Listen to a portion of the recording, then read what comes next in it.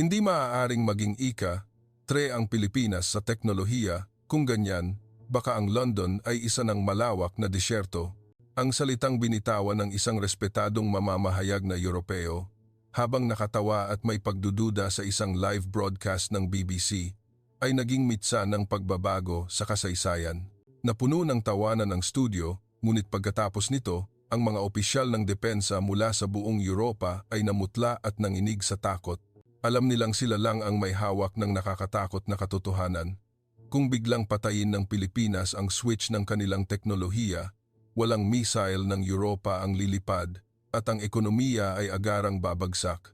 Hawak ng Pilipinas ang 95% ng pandaigdigang share ng high bandwidth memory, ang demonyong semiconductor na 100 beses na mas mabilis kaysa sa utak ng tao na may kakayahang magproseso sa loob lamang ng 0.3 segundo. Ang bansang minsay tinawag na lugar lang ng call center at nalumpo sa krisis ay tahimik na humawak sa pulso ng mundo.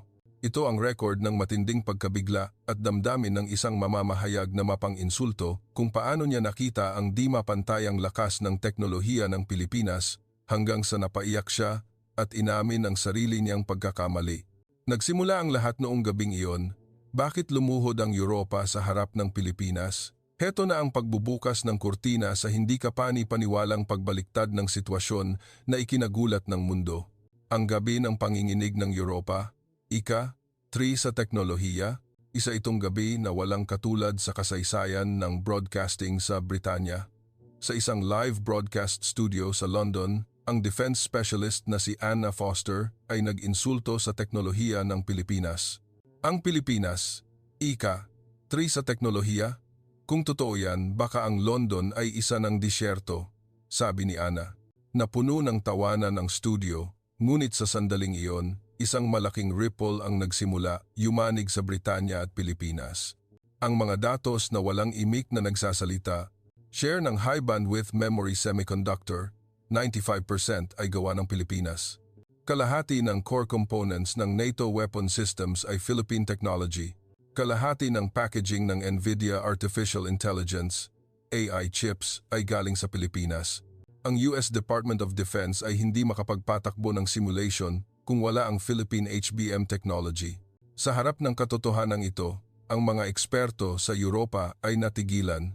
Nagsimula ang paglalakbay ng British na mamamahayag na ito na habambuhay na binaliwala ang Pilipinas mula sa pagkabigla ng 8 minutong automated immigration sa Ninoy Aquino International Airport, NAIA. Nasaksihan niya ang 0.3 segundong AI combat system sa isang National Science Research Center sa Clark at natuklasan niya ang pinagmulan ng teknolohiyang binuo ng Pilipinas upang hinding-hindi na muling gumuho matapos ang krisis. Anong pagbaliktad at damdamin kaya ang naghihintay sa dulo ng kanyang paglalakbay na puno ng pagtatangi? Hapon noon ng Huwebes, ang live broadcast studio ng BBC sa London ay puno ng tensiyon sa ilalim ng pulang ilaw. Nakaupo ako sa upuan ng main host. 6 na taon na akong defense technology specialist, ngunit iba ang araw na ito. Ang tema ay hindi pangkaraniwan, ang pagpapahayag ng Global Technology Power Ranking. Nakaupo sa studio ang mga panelist mula sa iba't ibang bansa sa Europa. Si Claudia, isang defense attaché mula sa Germany. Si Pierre, isang ekonomista mula sa France. At si David, mula sa US Air Force. Umiikot ang camera. Binasa ko ang script. Ayon sa Global Technology Power Index na inilabas ngayon, ang ika at 3 pinakamalaking bansa sa teknolohiya sa mundo ay ang Pilipinas. Napuno ng tawanan ng studio. Ang Pilipinas? Nagbibiro ba kayo?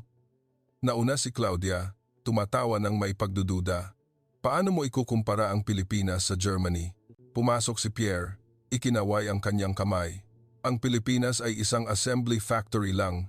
Hindi teknolohiya ang pinagbabasehan kundi labor force. Ito ay data manipulation, isang malinaw na pagkakamali. Tumawa rin ako. Sa totoo lang, hindi rin ako naniwala. Ang Pilipinas ay ika-3, imposible.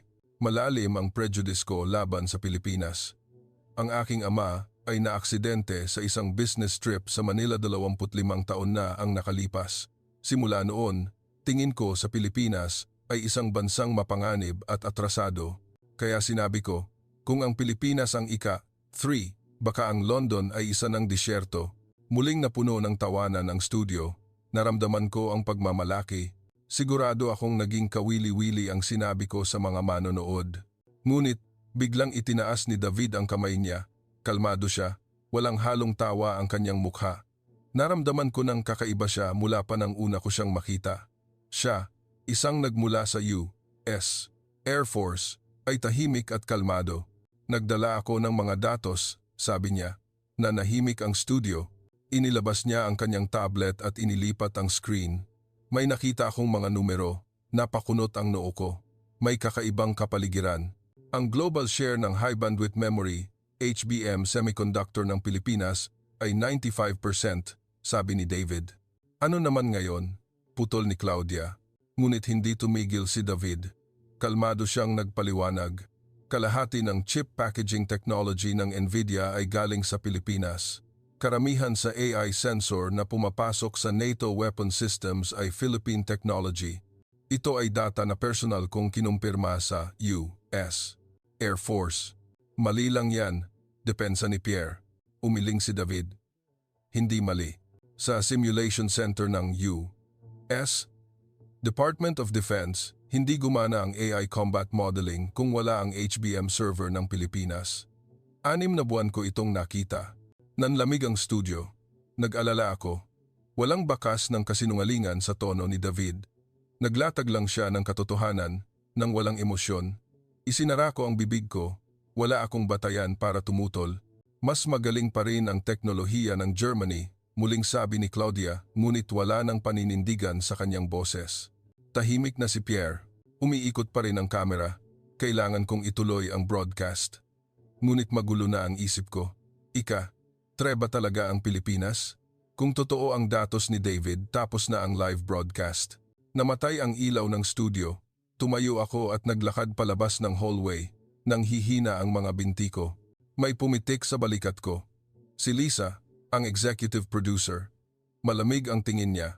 Anna, sa opisina ko, mahina ngunit matatag ang boses niya. Sumunod ako. Isinara ang pinto ng opisina. Ang broadcast ngayong gabi. Nag-iingay, sabi ni Lisa. Tumingala ako. Anong ibig mong sabihin? Iniabot ni Lisa ang kanyang telepono sa harap ko. Ang screen ay puno ng social media feeds. BBC reporter. Nag-insulto sa Pilipinas. Kontrobersiya sa disyerto ni Anna Foster, Philippine Foreign Office.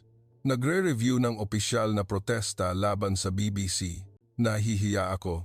Tumawag din ang British Ministry of Defense, sabi ni Lisa. Ang sinabi mo, maaaring maging international issue. Nagdahilan ako. Nagbibiro lang ako. Umiling si Lisa. Hindi ito biro. Ang Pilipinas ay isang NATO cooperating country at isa sa world's top defense industry exporters. Hindi lang basta bansa ang kinalaban mo. Hindi ako makasagot. Pumitik si Lisa sa mesa. Anna, pumunta ka sa Pilipinas. Nagulat ako. Sa Pilipinas? Tumango si Lisa. Mag-solo coverage ka. Personal mong kumpirmahin kung totoo ang Philippines' third technology rank. Iyan lang ang tanging solusyon. Tumanggi ako. Ayoko. Masama lang ang alaala ko sa Pilipinas. Ngunit malamig na sabi ni Lisa. Wala kang pagpipilian. Kung hindi ka pupunta, tapos na ang broadcasting career mo. Desisyon na ito ng headquarters. Gusto kong umupo. Ngunit wala akong magawa. Anna, ikaw mismo ang magbunyag kung fake ang teknolohiya ng Pilipinas. Sa ganon, matatahimik ang kontrobersiyang ito, dagdag ni Lisa. Tumango ako. Sige.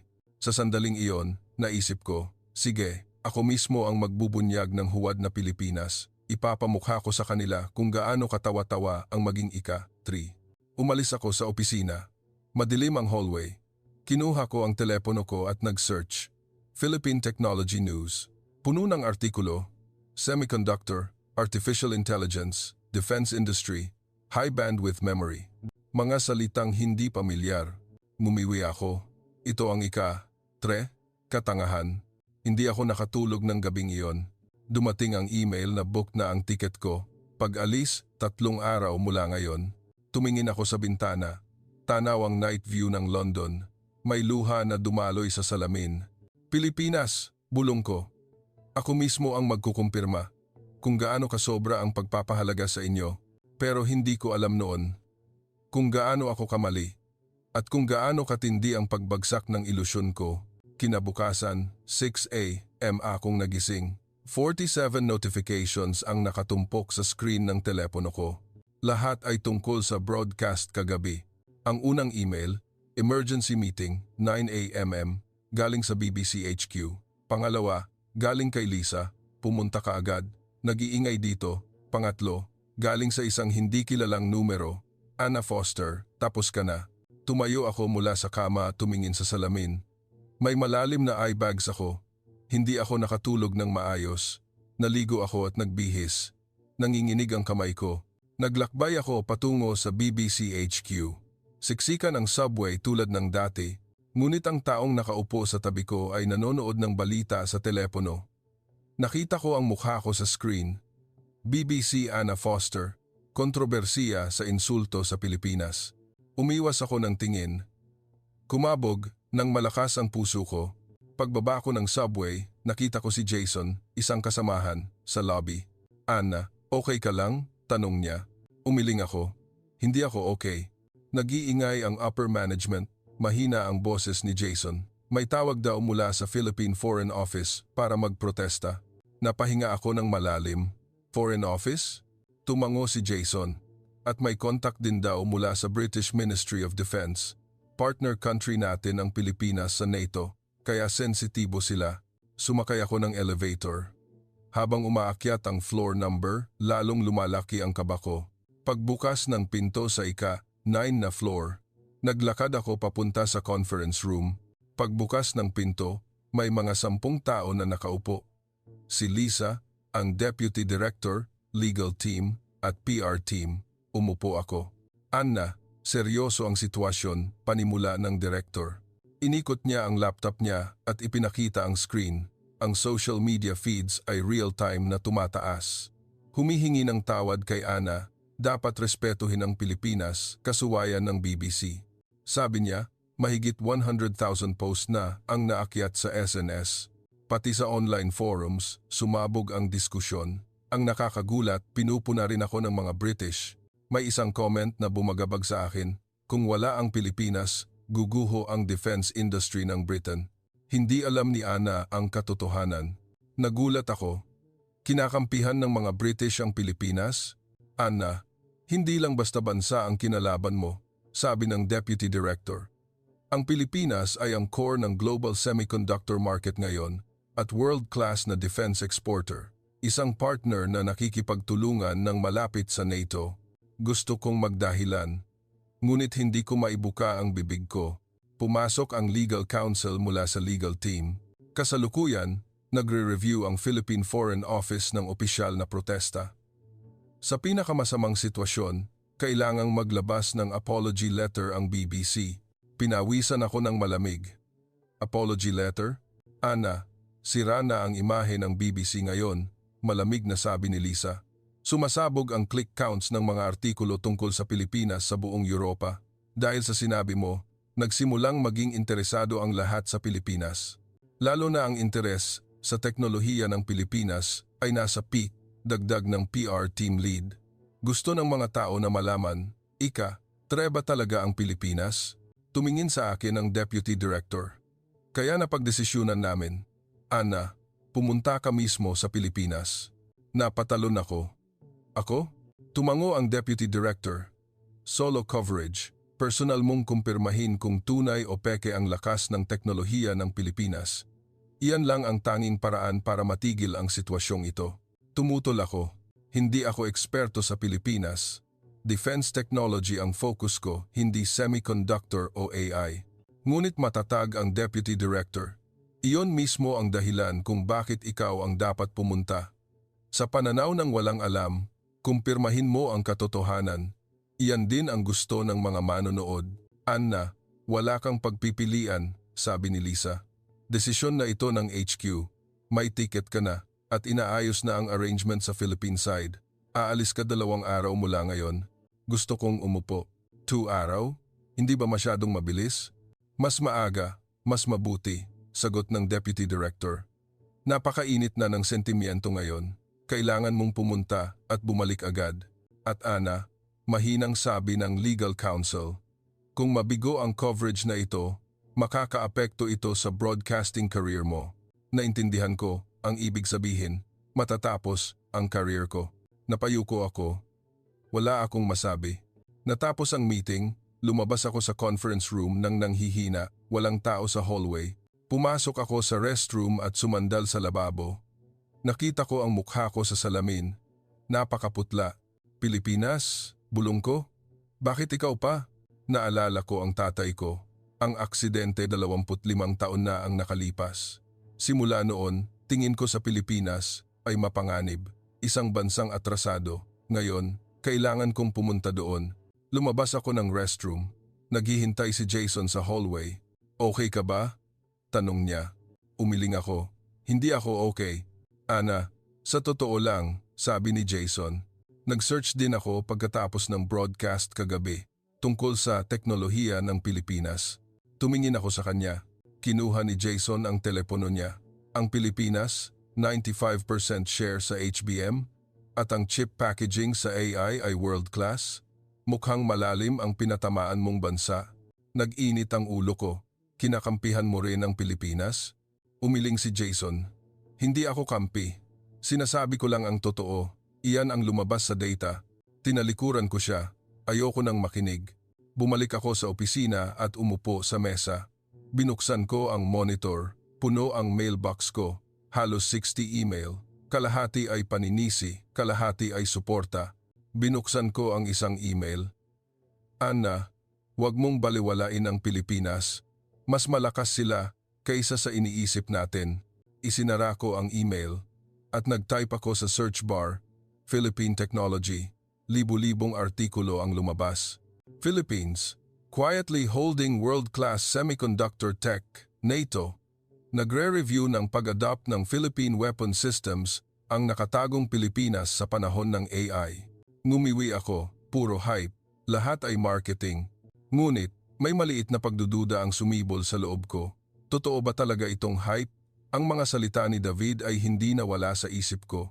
Galing siya sa US Air Force. Isang tao na walang dahilan para magsinungaling. Umuwi ako ng gabing iyon. Umupo ako sa sofa at uminom ng wine. Binuksan ko ang TV. May balita. Ang pahayag ni BBC Anna Foster tungkol sa Pilipinas, nagiging international controversy. Pinatay ko ang TV. Ayoko nang makita. Kinuha ko ang telepono ko. May message galing kay Lisa. Briefing ng 10 a.m. bukas para sa pag-alis. Huwag kang malalate. Bumuntong hininga ako. Sa loob ng tong araw, nasa Pilipinas na ako. Ang bansang habambuhay kong iniiwasan. Kailangan kong pumunta doon. Tumingin ako sa bintana. Maulap ang kalangitan ng London. May patak ng ulan.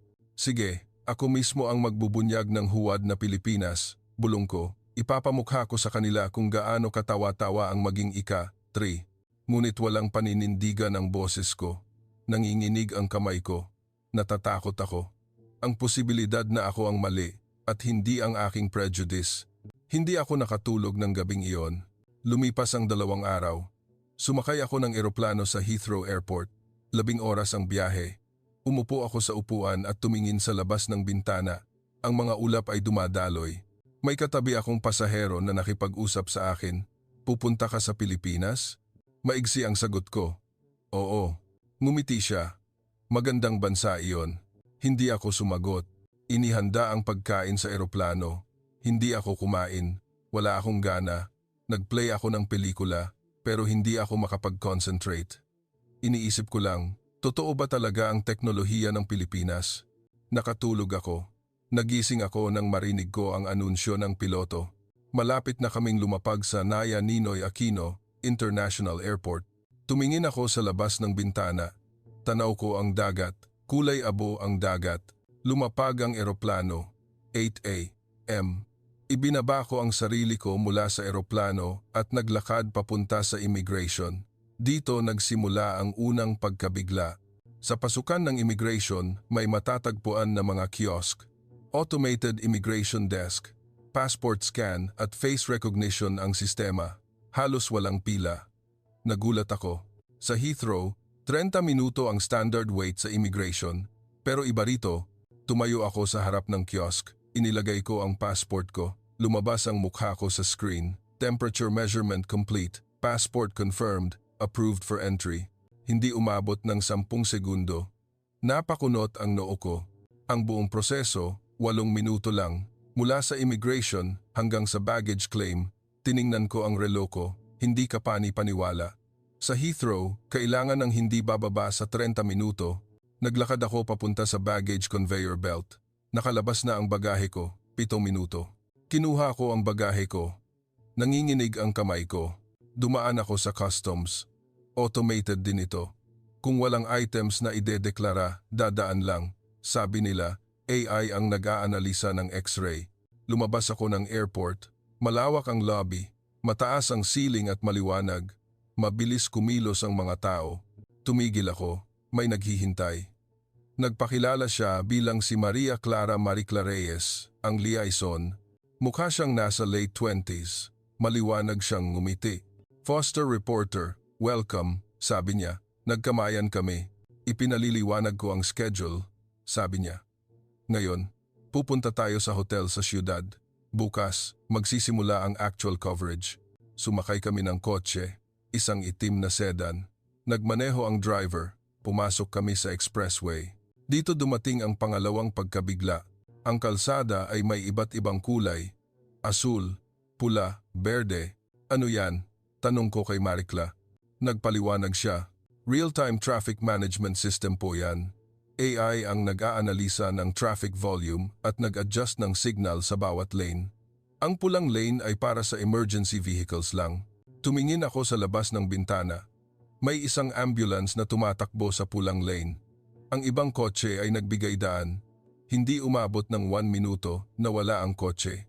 Dahil sa sistemang ito, sabi ni Maricla, ang average arrival time ng ambulance ay nabawasan ng 3 minuto. Hindi ako makapagsalita. Sa London, normal na ma-stuck ang ambulance sa traffic. Madalas, naabutan ang golden time dahil sa traffic jam. Pero iba rito, pumasok ang kotse sa siyudad ng Maynila. Ang mga gusali ay matatangkad at moderno. Ngunit, hindi pa rin ako naniniwala. Naisip ko, ito ay show, sigurado ako. Dumating kami sa hotel. Nag-check-in ako. Umakyat ako sa kwarto at inayos ang bagahe ko. Tanaw sa bintana ang ilog. Ang mga kotse ay dumadaloy sa tulay. Umupo ako sa sofa. Magulo ang isip ko. 8 minutong entry, minutong bagahe, color-coded road system. Hindi ito ang Pilipinas na iniisip ko. Nagring ang telepono ko. Si Maricla. Meeting tayo sa lobby bukas 9 a.m. Sabi niya. National Science Research Center ang ischedule. Sige, sagot ko. Pinatay ko ang telepono. At tumingin ako ulit sa bintana. Ang ilog ay dumadaloy. Tahimik. Ito ay show, bulong ko. Show lang talaga. Ngunit, walang paninindigan ang boses ko. Sa unang pagkakataon, nagduda ako. Totoo ba talaga? O ako lang ang walang alam? Hindi ako nakatulog ng gabing iyon. Pinikit ko ang mata ko, pero hindi ako inaantok. Patuloy na, lumalabas ang eksena sa airport. 8 minutong entry. 7 minutong bagahe, color-coded road. Naghila ako ng kumot, ayokong mag-isip, naniwala akong malalaman ko bukas ang totoong mukha ng Pilipinas. Ngunit, isang maliit na bitak ang nagsimula sa loob ko. Ang pader ng prejudice ay nagsisimulang pumutok. Kinabukasan, 8 a.m. akong nagising. Naligo ako at nagbihis. Tiningnan ko ang salamin. Mas mukhang maayos ang kutis ko kaysa kahapon. Bumaba ako sa lobby. Naghihintay si Maricla. Maliwanag siyang ngumiti. Handa na ba kayo? Tanong niya. Tumango ako. Sumakay kami ng kotse. Ang destination ay Clark, ang lugar kung nasaan ang Science Research Center. Nagmaneho kami sa expressway. Tanaw sa bintana ang mga bundok. Pagkatapos ng mga 2 oras, huminto ang kotse. Sa harap ng isang gusali. Hindi ito matangkad, ngunit mukhang mabigat. Dumaan kami sa security check. Kinumpirma ang ID at binigyan kami ng visitor pass. Pumasok kami, mahaba ang hallway, nauna si Maricla. Sumakay kami ng elevator, pinindot ang button ng basement 3.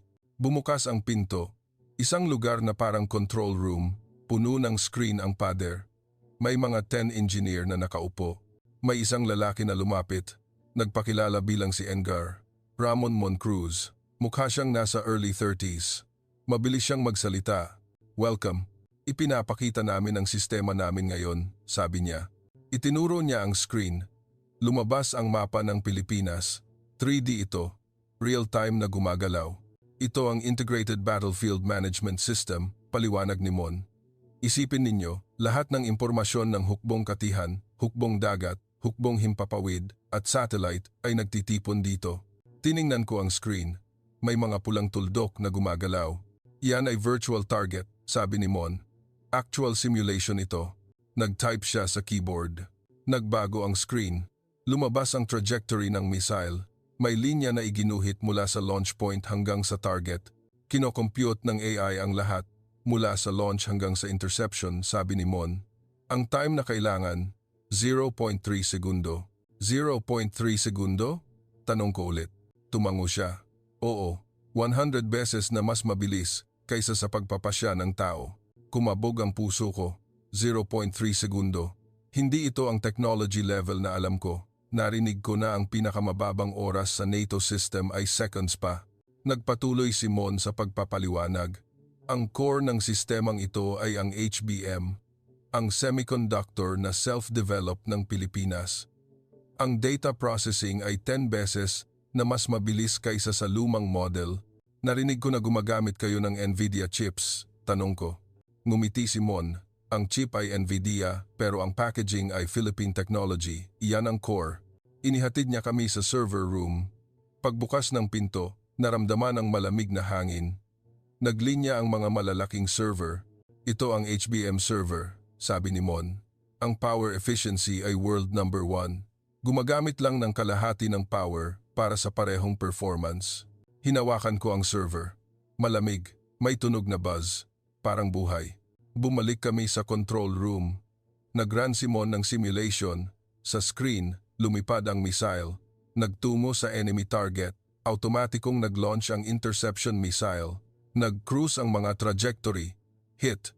Hindi umabot ng 2 segundo. Napahinga ako ng malalim. Ito ay level na ng Amerika. O, baka mas higit pa. Nagsimulang magulo ang utak ko. Ang NATO ay mataas din ang interes sa sistemang ito. Mahinang sabi ni Marikla. Pinag-aaralan ng Poland at Romania ang pag-adapt nito. Nagulat ako. NATO? Tumango si Marikla. Dahil mas mabilis at mas efficient ang Philippine system, hindi kami gumagawa ng armas, huling sabi ni Mon. Gumagawa kami ng sistema na nagbabago sa digmaan. Tiningnan ko siya. Puno ng confidence ang mata niya. Hindi ito kasinungalingan. Ito ay buong puso. Natapos ang tour. Lumabas ako ng gusali. Nakasisilaw ang sikat ng araw. Sumakay kami ng kotse. Kumusta?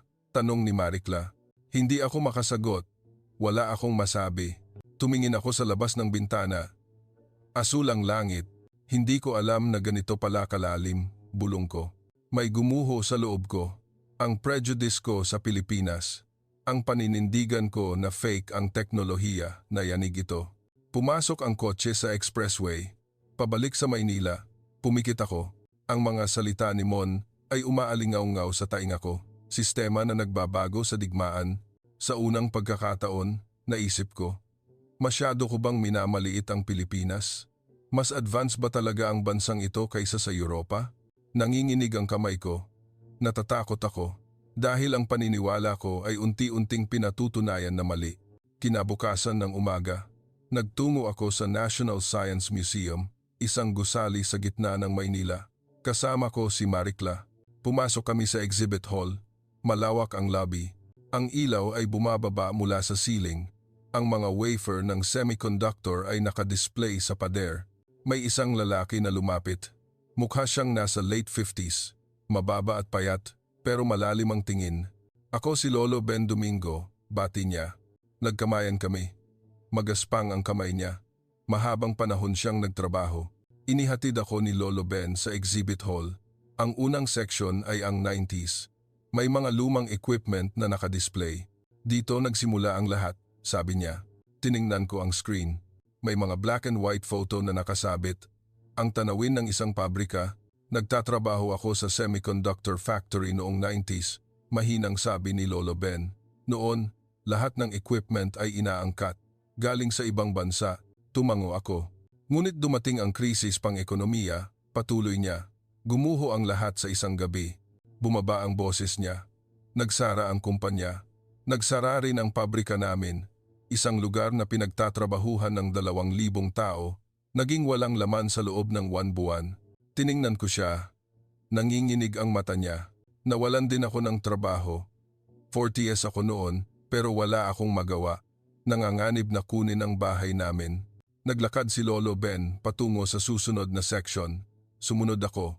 Ang mga newspaper article ay malaking nakapost sa pader.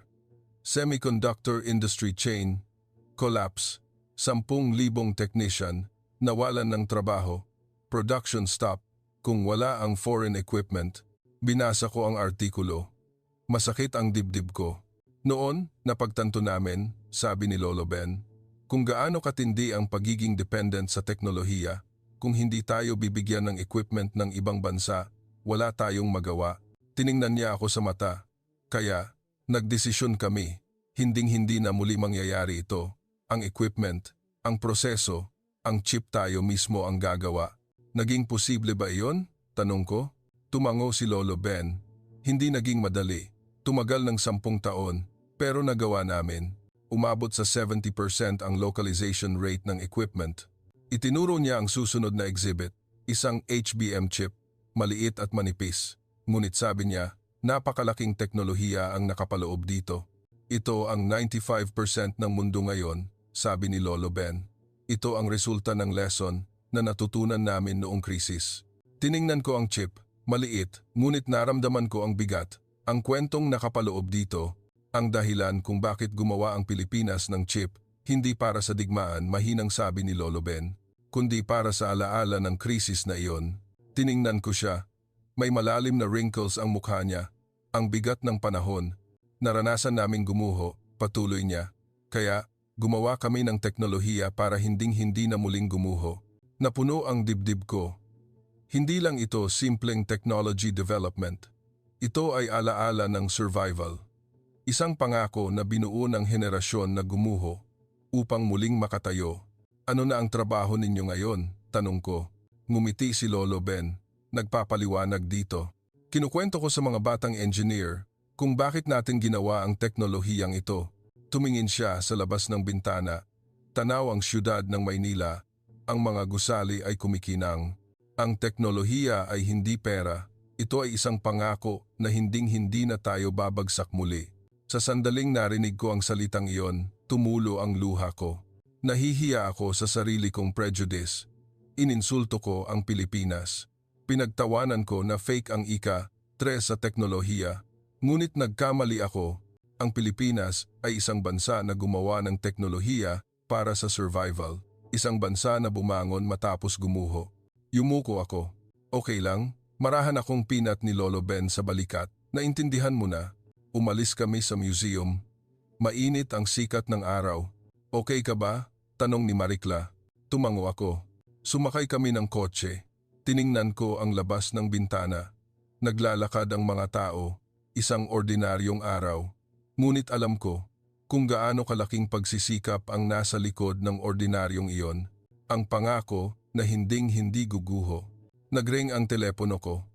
Si Lisa, ang producer, nagtanong kung kumusta ang coverage. Mas malalim kaysa sa inaasahan ko. Maigsi ang sagot ko. Pinatay ko ang telepono. Pumikit ako. Ang mukha ni Lolo Ben ay lumitaw. Ang huling salita niya ay umaalingaw-ngaw sa tainga ko. Ang teknolohiya ay hindi pera, kundi isang pangako na hinding-hindi na tayo babagsak muli. Sa unang pagkakataon, naintindihan ko ang Pilipinas. Lumipas ang 1 linggo. Bumalik ako sa London. Paglapag ko sa Heathrow Airport, lahat ay mukhang iba. Mahaba ang pila sa immigration. Naghintay ako ng 30 minuto. Pumasok ako sa opisina. Tinawag ako ni Lisa. Pumasok ako sa conference room. Kumusta? Tanong niya. Binuksan ko ang laptop ko.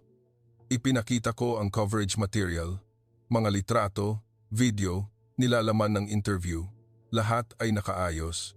Tiningnan ni Lisa ang screen, nagbago ang tingin niya. Totoo ba ito? Tumango ako. Kinumpirma ko ang lahat. 95% share ng HBM. Kalahati ng packaging technology ng Nvidia ay galing sa Pilipinas. Karamihan sa NATO sensor ay Philippine technology. Hindi nagsinungaling ang datos. Gumawa tayo ng documentary, sabi ni Lisa. Nagulat ako. Documentary? Tumango siya. Dapat itong maging special feature. Isang linggo kaming naghanda, in-edit ang video, isinulat ang narration, nagdagdag ng interview sa mga eksperto. Lumabas din ulit si David. Dumating ang araw ng broadcast. Gabi ng Huwebes, 9 p.m. Umupo ako sa studio. Umiikot ang kamera. Huminga ako ng malalim. Isang linggo na ang nakalipas. Ininsulto ko ang Pilipinas sa lugar na ito. Ngunit nagkamali ako. Ngayon, ipapakita ko ang katotohanan. Nagsimula ang documentary. Lumabas ang eksena ng NAIA, ato-minutong entry, color-coded road system, at ang Combat Management Center sa National Science Research Institute. Lumabas si Mon sa screen. Ipinapaliwanag ang 0.3 segundong detection system. Naisip ko, magugulat ang mga manonood. Lumabas ang interview ni Lolo Ben. Ang kwento ng krisis pang-ekonomiya, ang boses niya ay umalingaw-ngaw sa studio. Ang teknolohiya ay hindi pera. Ito ay isang pangako na hinding-hindi na tayo babagsak muli. Tiningnan ko ang screen. Uminit ang dibdib ko. Natapos ang broadcast, 45 minutong documentary. Tumakbo si Lisa. Anna, tingnan mo ang ratings. Ipinakita niya ang tablet, ang numero ay tumataas. Nagsimula sa 400,000, naging 700,000 sa loob ng 10 minuto. Lumampas sa 1,000,000 pagkatapos ng 20 minuto. 1.2 million pagkatapos ng broadcast. Ika-1 sa Britain sa parehong oras. Hindi ako makapaniwala. Malaking tagumpay, sigaw ni Lisa. Nagsimulang mag-ring ang telepono ko, puno ng message. Sumabog din ang notifications ng SNS. Tiningnan ko ang screen. Nagdidiskubre ang mga tao tungkol sa teknolohiya ng Pilipinas. HBM, AI system, ang kwento ng pag-ahon mula sa krisis. Lahat ay usap-usapan. Ngunit may mga tumututol din. Isang German technology expert ang nag-post sa SNS. Hype lang daw ang Philippine technology. Kinabukasan, nagkaroon ng debate. Inimbita rin ako bilang panelist. Nagtipon sa studio ang mga eksperto mula sa buong Europa. Nandoon si Claudia. Malamig pa rin ang tingin niya sa akin. Nagsimula ang debate. Sumasang-ayon ba kayo sa teknolohiya ng Pilipinas? Tanong ng host. Nauna si Claudia. Hype. Assembly technology lang ang Pilipinas. Ang core technology ay nasa Europa at Amerika pa rin. Nakita ba ninyo ang datos? Depensa ko. 95% share ng HBM. Imposible iyon sa assembly technology. Pumasok ang German expert, pansamantala lang daw iyan. Ngunit sabi ni David, hindi pansamantala. Ang U.S. Department of Defense ay dependent din sa Philippine technology. Personal ko itong kinumpirma. Naging matindi ang debate. Tumaas ang boses ni Claudia. Mapanganib ang dependency sa Pilipinas. Hindi ito dependency, kalmado kong sagot. Partnership. Ang Pilipinas ay isang bansa na nakikipagtulungan sa mundo gamit ang teknolohiya. Nanahimik ang studio, nagpatuloy ako. 1 linggo na ang nakalipas, pareho sa inyo. Binaliwala ko ang Pilipinas, ngunit nagkamali ako. Hindi nagsisinungaling ang datos. Ipinakita ang data sa screen. HBM graph, NATO sensor share, packaging technology ranking. Lahat, ika-1 ang Pilipinas. Isinara ni Claudia ang bibig niya.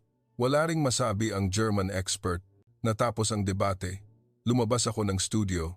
Naghihintay si Lisa. Ana, malaki ang impact nito, sabi niya. Nag-iingay ang buong Europa. Tiningnan ko ang telepono ko. Puno ng news notifications. BBC reporter. Nagpapatunay ng Philippine technology. Simula ng Philippine hegemony. NATO. Nagre-review ng technology cooperation. Pinatako ni Lisa sa balikat. Mahinang sabi niya, Anna, magiging documentary ito na magbabago sa estratehiya ng Europa. Tumango ako. Tiningnan ko ang labas ng bintana. Maulap ang langit ng London. Ngunit maliwanag ang puso ko.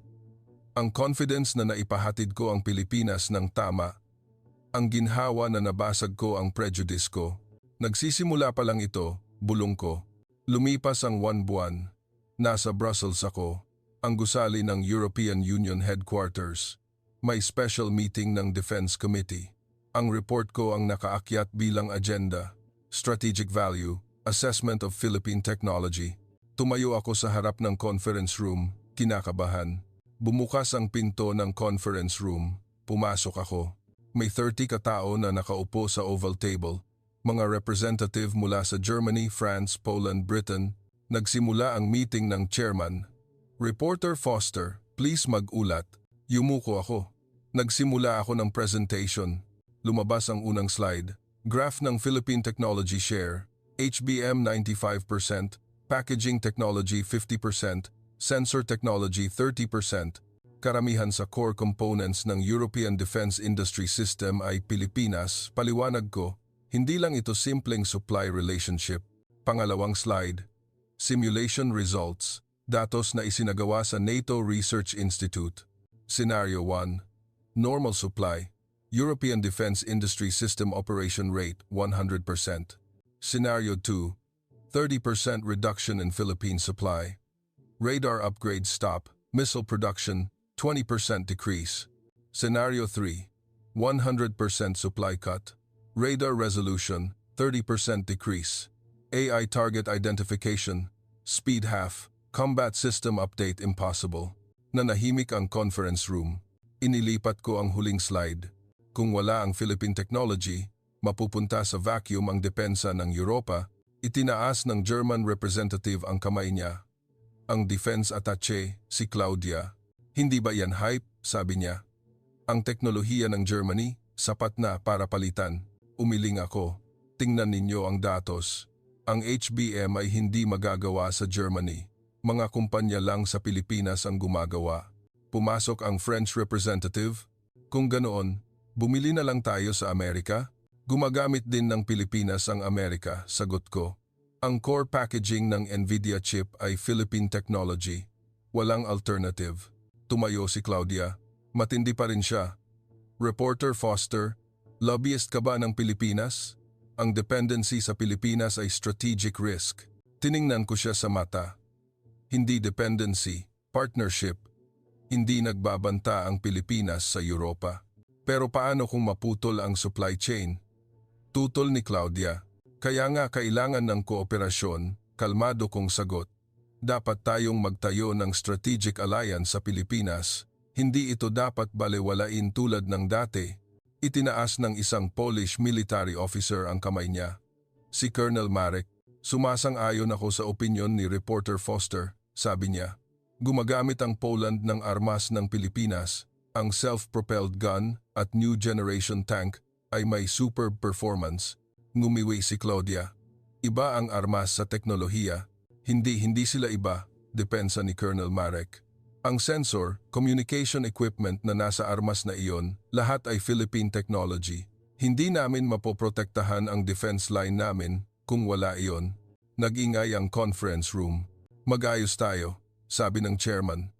Reporter Foster, ano ang conclusion? Binasa ko ang huling pangungusap. Kailangan ng Pilipinas para sa survival ng Europa, tumutol ang German representative, hype.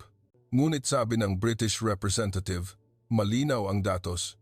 Kung ibubukod natin ang Pilipinas, guguho ang defense industry ng Europa. Nagkaroon ng voting, 23 sa 30 ang sumang-ayon. Ang resolution para palakasin ang strategic cooperation sa Pilipinas ay naipasa. Natapos ang meeting, tumayo ako mula sa upuan, nanginginig ang binti ko, lumapit si Claudia. Mahinang sabi niya, panalo ka. Umiling ako, hindi ako nanalo, sinasabi ko lang ang totoo. Bumuntong hininga si Claudia. Magbabago ang Europa. Tinalikuran niya ako. Lumabas ako ng conference room. Naghihintay si Colonel Marek sa hallway. Nakipagkamay siya. Salamat. Ipinahatid mo ng tama ang Pilipinas. Ngumiti ako. Lumabas ako ng gusali. Maliwanag ang kalangitan ng Brussels. Kinuha ko ang telepono ko. Nag-message kay Lisa. Meeting passed. Philippines cooperation approved. Dumating ang sagot.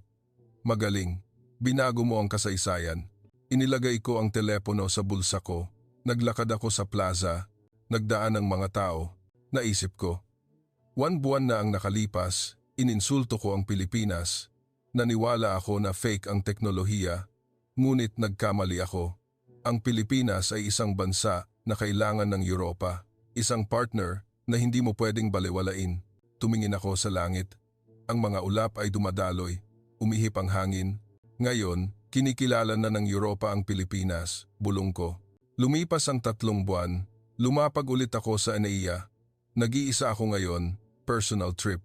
Lumabas ako ng airport at sumakay ng taxi. Sabi ko sa driver, sa National Science Museum po sa Maynila. Umalis ang kotse. Tiningnan ko ang labas ng bintana. Ang mga color-coded lane ng expressway ay tanaw, maayos pa rin. Ang pagkabigla noong una ko itong nakita, 3 buwan na ang nakalipas ay lumitaw. Dumating kami sa museum. Pumasok ako sa lobby. Naghihintay si Lolo Ben. Masaya siyang ngumiti. Bumalik ka ulit. Yumuko ako. Gusto ko po sanang magpasalamat. Dahan-dahan kaming naglakad sa exhibit. Huminto kami sa section ng krisis pang-ekonomiya. Nakasabit ang mga black and white photo. Lagi kaming blanco, mahinang sabi ni Lolo Ben. Tiningnan ko siya. Sa mapa ng mundo, ang Pilipinas ay maliit na tuldok, patuloy niya, walang pumapansin. Kaya, lalo kaming nagsikap. Mahina ang boses niya. Nakikinig ako. Nagsikap kaming punan ang blanco, nagtrabaho kami gabit araw. Pinag-aralan ang foreign technology, hinabol at nilampasan namin. Iyon ang paraan para kami mabuhay. Tiningnan ko ang mga litrato, mga taong nagtatrabaho sa pabrika. Pagod ang mukha pero buhay ang mata. Ngayon, nagbago na, sabi ni Lolo Ben. Ang Pilipinas ang nagpapagalaw sa mundo, pero ang simula noon ay ang blanco. Tumango ako. At mahinang sabi ko, hindi na blanco ang Pilipinas. Tiningnan ako ni Lolo Ben. Ang 3-axis na, nagpapagalaw sa mundo, patuloy ko. Ngumiti siya. Salamat. Napakahalaga sa akin ng salitang iyon. Umiling ako. Ako ang dapat magpasalamat. Ininsulto ko ang Pilipinas, binaliwala ko, pero nagkamali ako. Pinat ako ni Lolo Ben sa balikat. Okay lang. Ang mahalaga, naintindihan mo na. Ang mahalaga ay ang ipahatid ang katotohanan. Umalis kami sa museum. Nagtungo kami sa isang cafe na tanaw ang ilog. Umupo kami sa tabi ng bintana. Ang tubig ng ilog ay dumadaloy. Isang ilog na dumadaloy sa loob ng libu-libong taon. Dumadaloy ng walang tigil. Uminom ako ng kape. Kumusta ang Europa? Tanong ni Lolo Ben. Nagbabago, sagot ko. Nagsisimula ng kilalanin ang Pilipinas. Pinapalakas din ng NATO ang kooperasyon. Tumango si Lolo Ben. Mabuti iyon. Tiningnan ko ang labas ng bintana. May isang bagay na itinuro sa mundo ang maliit na bansang ito. Ano iyon? Tanong ni Lolo Ben. Dahan-dahan akong sumagot. Na ang kapayapaan ay mapoprotektahan hindi ng lakas kundi ng wisdom, hindi ng banta kundi ng tiwala, hindi ng armas kundi ng estratehiya. Mahinang tumawa si Lolo Ben. Magandang paglalarawan. Umalis kami sa cafe. Naglakad kami sa tabi ng ilog. Umihip ang hangin. Kinuha ko ang telepono ko. Binuksan ko ang report ng European Union. Binasa ko ulit ang title. Artificial Intelligence. Semiconductor. The Age of War. Europe's New Alliance, the Philippines. 2 araw na ang nakalipas. Nasa studio ako sa London. Naghahanda para sa live broadcast. Sa lugar mismo kung saan ko ininsulto ang Pilipinas 3 buwan na ang nakalipas. Umiikot ang kamera. Huminga ako ng malalim. 3 buwan na ang nakalipas, sabi ko. Sa lugar na ito, pinagtawanan ko ang Pilipinas. Sabi ko, fake ang 3 sa teknolohiya. Ngunit nagkamali ako. Ang video ng Pilipinas ay umagos sa screen. NAIA, National Science Research Institute, interview ni Lolo Ben. Ang Pilipinas ay isang bansa na tahimik, ngunit matatag na sumusuporta sa mundo, patuloy ko. Isang bansa na bumangon, matapos gumuho. At ngayon, kailangan ng mundo ang Pilipinas. Nanahimik ang studio. Nahihiya ako sa sarili kong prejudice, huling sabi ko. Ngunit alam ko na ang katotohanan at gusto kong ibahagi iyon sa inyo. Natapos ang broadcast. Namatay ang ilaw. Tumayo ako mula sa upuan. Lumapit si Lisa. Magaling, sabi niya. Ngumiti ako. Umuwi ako. Umupo ako sa sofa at tumingin sa labas ng bintana. Ang night view ng London ay nakalatag. Nagring ang telepono ko. Comment notifications. Nag-iwan ng mensahe ang mga manonood. Ipinagmamalaki ko ang Pilipinas. Reporter, salamat sa matapang na pag-uulat. Dapat tularan din natin ang Pilipinas. Inilagay ko ang telepono at bumulong ako. Pilipinas, salamat. Ang mga bituin ay kumikinang sa kalangitan sa labas ng bintana. Kailan mo naramdaman ang pagmamalaki sa Pilipinas? I-comment sa ibaba.